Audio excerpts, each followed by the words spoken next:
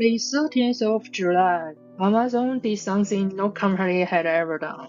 $200.6 billion of revenue in a single quarter, up 20%. Operating income of $27.5 billion, up 43%.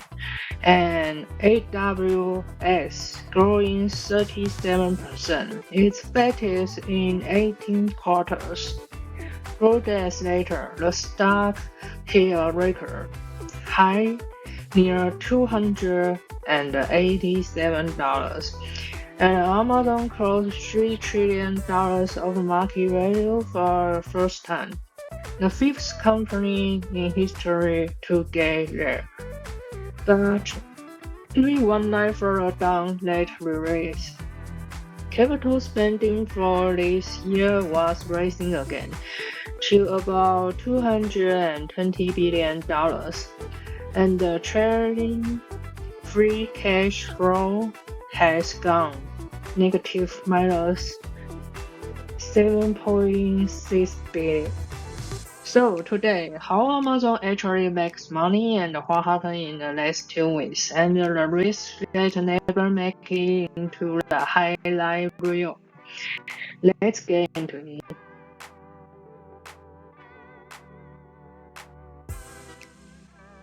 Quick intro. If you are new here, this is Introcorp by us. Every week, I take one company apart, the business model, the latest news, and the risks. In about 15 minutes, no hype, no thumbnail with red arrows. This is episode 6 of the US series. Each episode stands alone, so you can watch them in any order.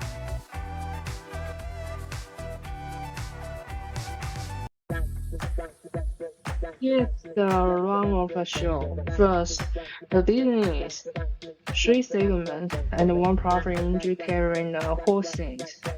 Second, AWS, 37% growth, and why it actually costs.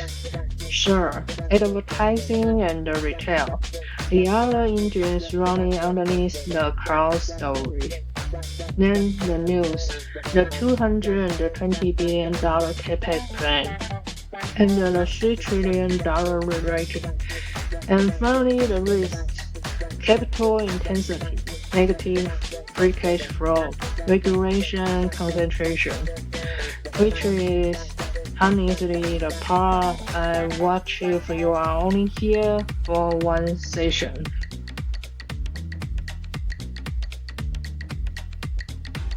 Some numbers to anchor everything else. Fiscal 2025, $716.9 billion of revenue, up 12%.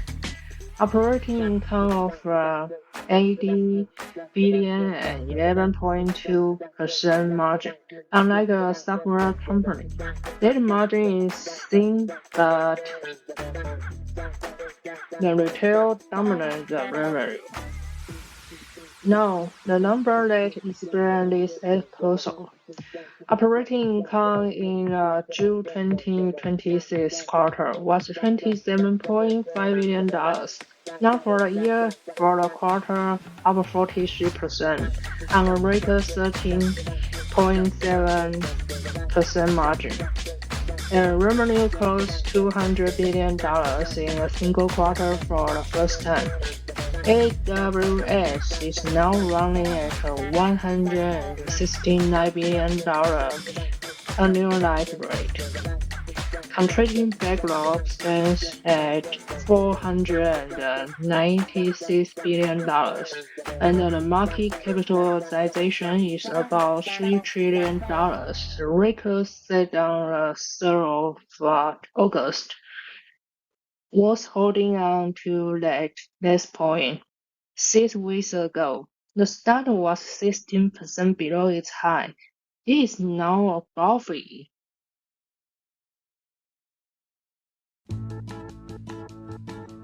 Three reportable segments and 1 layer that runs across all of them. AWS, the cloud business.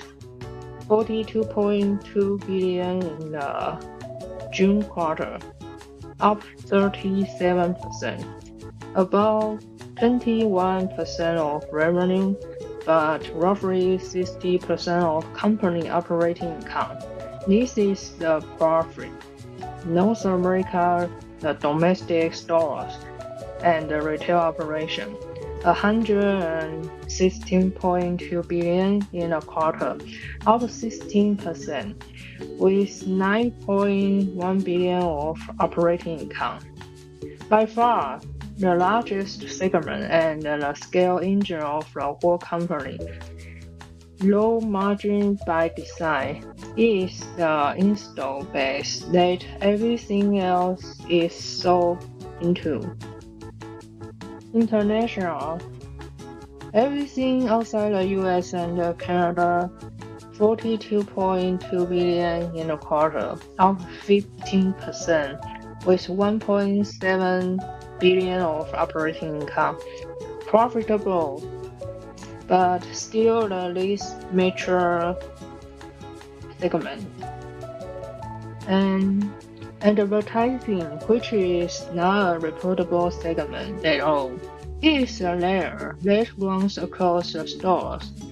19.8 billion in the quarter, up 26%, and a very high margin because it monetizes traffic the retail business has already paid for.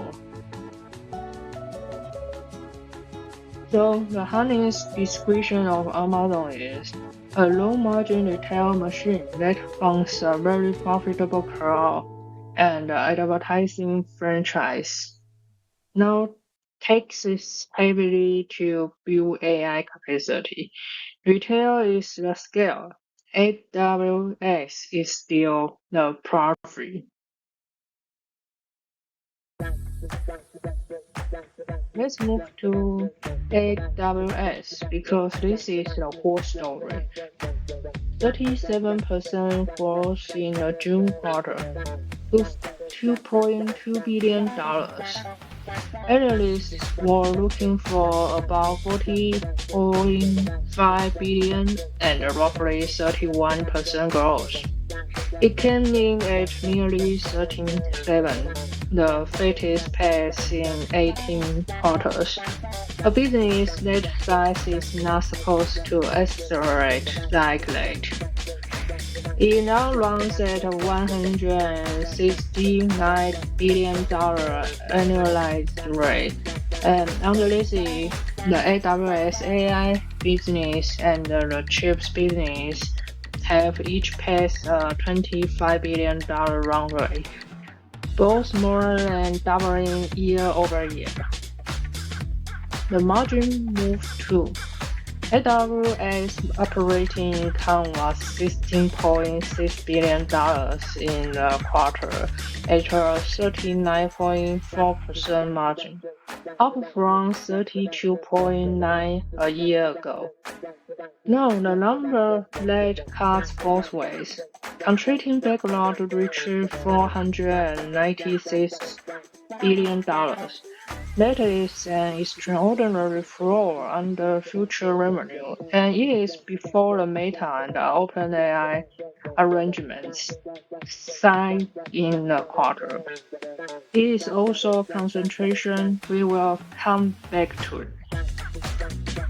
And here is a part that should temper the enthusiasm. Azure grew 43% in the same window, and the Google Cloud grew about 82%. AWS is still the largest cloud, but its share slipped about 2 points over a year, while Google's gained 2.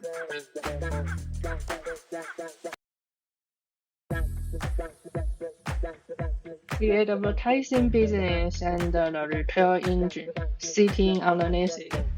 Advertising revenue reached $19.8 billion in the June quarter, up 26%. That is the fastest growing large line outside the cloud. and it is close to pure margin because the demand already sits on Amazon's own pages. North America sales grew 16% to 116.2 billion and earned 9.1 billion of operating income. Unfazed same-day delivery and wire installation. The retail machine is not just scale anymore, it is now generally profitable. AWS operating income was 15.6 billion in the quarter, roughly 60% of company profit on about 21% of revenue. Put those together, and the group number is the headline. 27.5 billion of operating income, up 43%. On the first $200 billion quarter in Amazon's history. A record 13.7% margin. So here is the harness framing. Retail supplies the scale, the logistics and the data. Advertising and the AWS supply almost all of the profit. That spread is the company.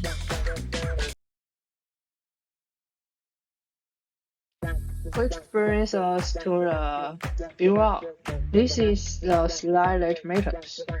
Capital spending for calendar 2026 was raised on the earnings call to about $220 billion.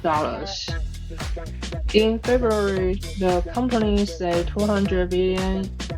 In April, it held lag. In July, it went out again, and Andy Jassy said the reason was rising memory prices. Then he said a lie I keep coming back to. Even at $220 billion, they will still not have enough capacity to meet the demand they have this year. And he expects that to be true in 2027 as well. Look at the chart on the right because it is the whole argument in one picture. The orange bars are capital spending, 53 billion in 2023, 83 in 24, 132 in 25, and about 220 guide for this year. The gray bars are free cash flow, 32, 33, then 7.7, and now below the line at minus 7.6. Those two lines used to move together. They have now separated completely. That gap is the AI build-out. Custom silicon is part of our build-out. The chip line has passed a $25 billion run rate, roughly doubling year over year. And to be precise about the dynamic underneath, Amazon is buying a NVIDIA GPU at an enormous scale, while simultaneously building its own chip to reduce that dependence. Buying the short today, forging its own for tomorrow. Basically, Anthropic has secured out to 5 gigawatts of training capacity, and the project Rainier is already running close to 500,000 Trainier 2 chips. So the build-out is no longer something Amazon does with spare cash. It is something Amazon brought to do. 25 billion of bonds in July alone. That is a change in posture and is the reason the risk compensation methods.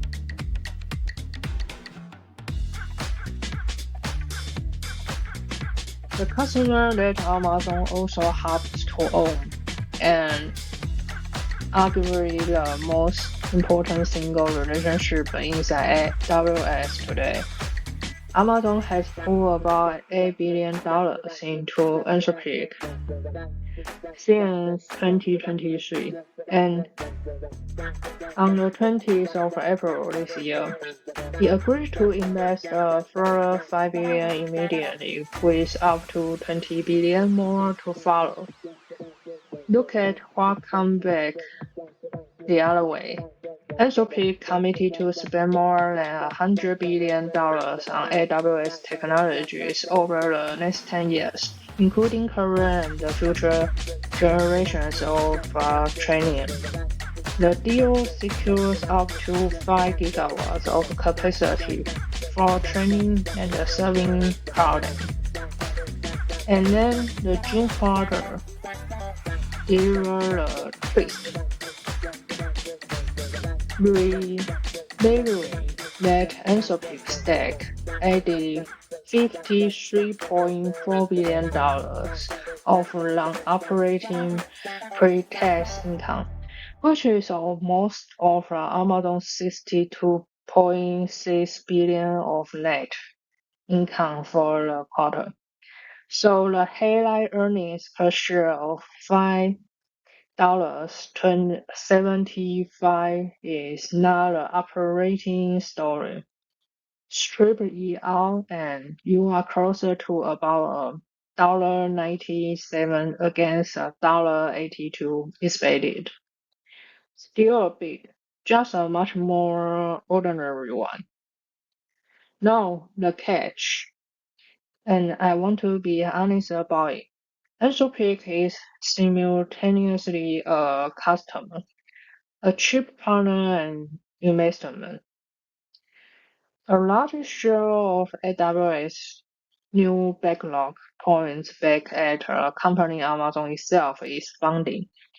That flatters the backlog and it shares the counterparty's risk rather than removing.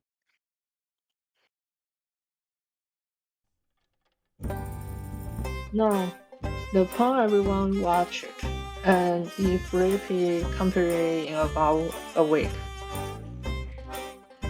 29th of April, Amazon beats across the board.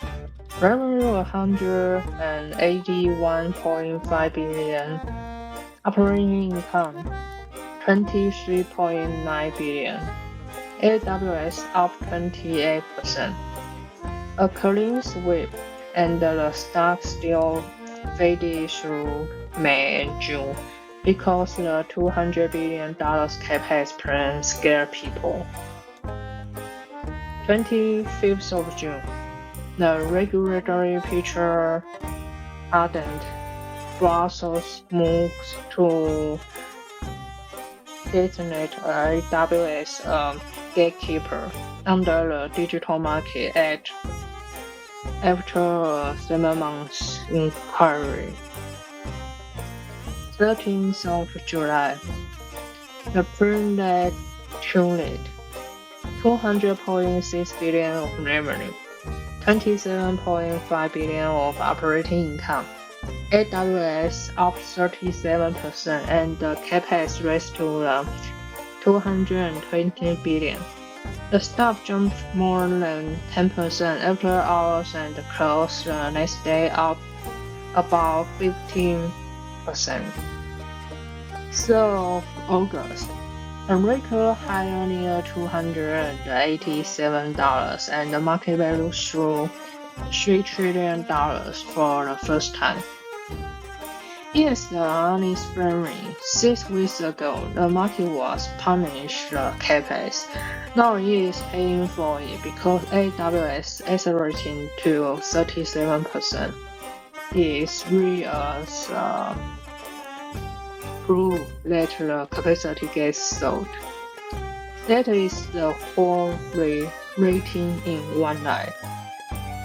What nobody has answered yet is whether negative free cash flow stays a choice.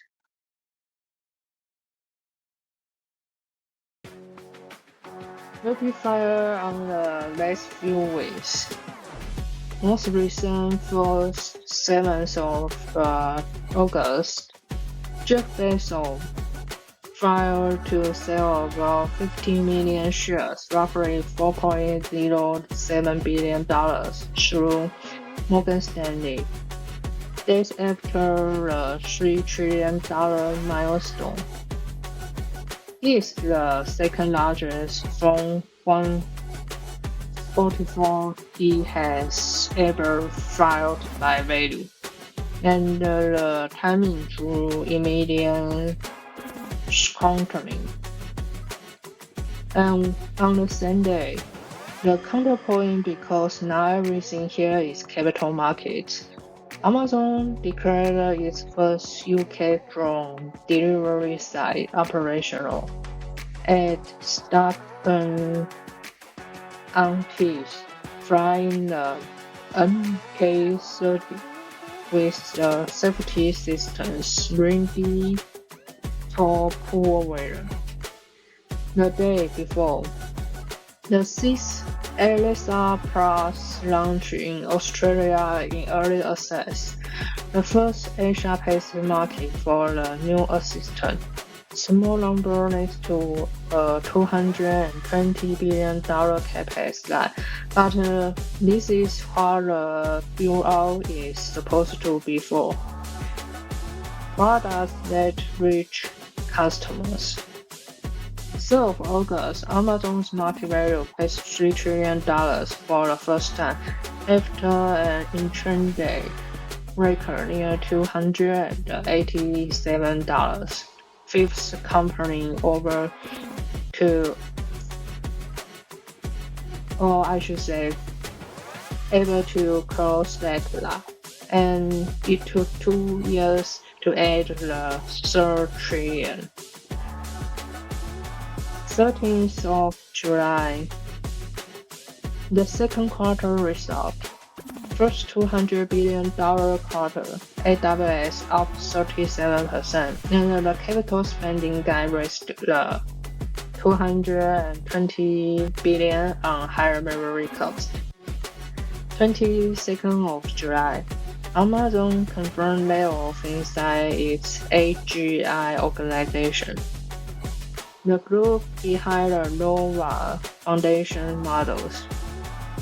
Headcount was not disclosed. That sits on top of about 16,000 corporate roles cut in January. Cut people, keep writing CapEx checks. That is the pattern. 15th of July, Amazon says still or it will invest $48 billion in India by 2030, one of its largest country commitments anywhere.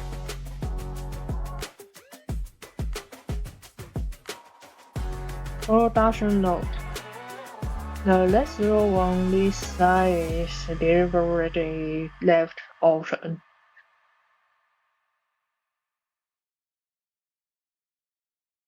Now let's move to Rick's discussion. Capital and margin. 4 things quickly. 1. The CapEx is a story. About $220 billion this year, raised in July on memory cost. Every valuation argument now runs through the return on net spend, not through AWS growth. 2. Depreciation is coming. Servers, GPUs, and custom silicon all carry short useful lives, and that 39% AWS margin has to absorb the charge from here. Structural, now one-off. 3. Free cash flow has already gone negative, minus $7.6 billion over the during 12 months, with operating cash flow at 161.4 billion. The cash is being generated. It's just being spent faster. 4. Debt funding growth. The close to $90 billion of bond this year. A company that used to self-fund now treats the debt market as a common source. None of these kill the company. Together, while record quarter is also the most expensive quarter Amazon has ever run.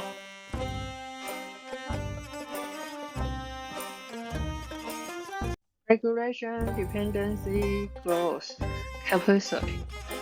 Or more. Regulation.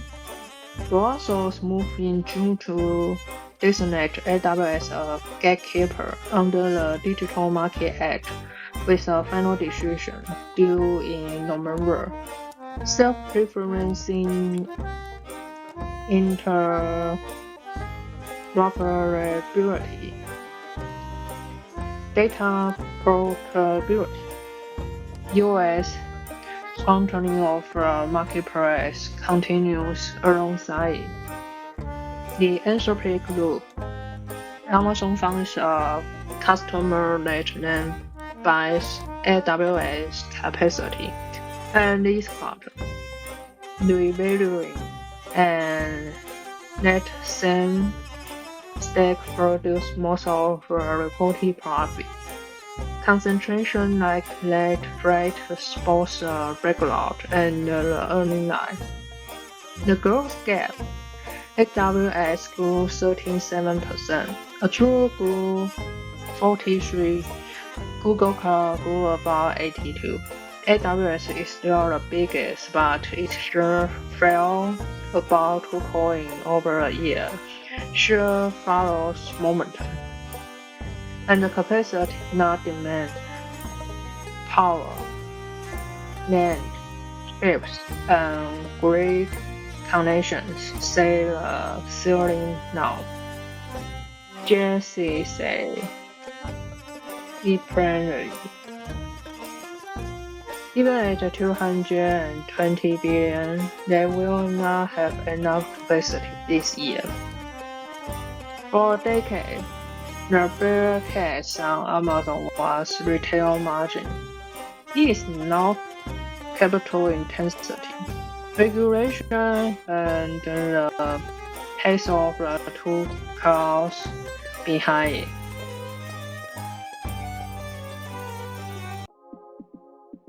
But three things to take away. 1. AWS is a company. North America and international supply the scale.